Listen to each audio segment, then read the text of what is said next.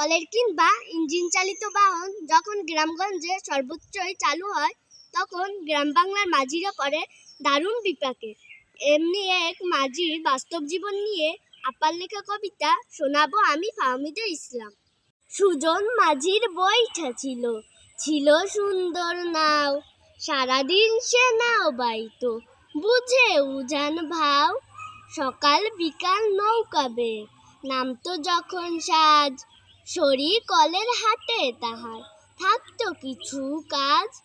দোকান থেকে মোটা চাল আর সাথে কিছু ডাল, গামছা খুঁটে বেঁধে নিয়ে যাইতো মাছ বাজার।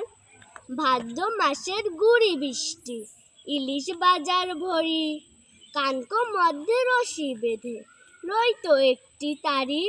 গিন্নি ভালো রেঁধে দিত, রোচে ভালো মুখে, এমনি করিয়া সুজন মাঝি দিন কাটিত সুখে। এখন চলে কলের গাড়ি, নৌকা চলে না, সুজন মাঝির পেটে এখন ভাত যে জুটে না।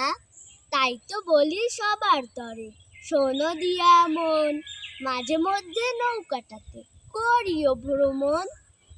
পান্তা ভাতে মরিচ ভাজা, ডালে বড়া সাথে, নৌকাটাতে চড়ে যাইও সন্ধ্যা নদীর বাঁকে। সেথায় আছে সৃষ্টবীর জাহাঙ্গীরের বাড়ি, জাদুঘরটি বাড়ির সামনে দাঁড়িয়ে আছে তারি। অল্প টাকায় হইবে তোমার চিত্ত বিনোদন, সেই টাকাতে সুজন মাঝি করিবে ভোজন।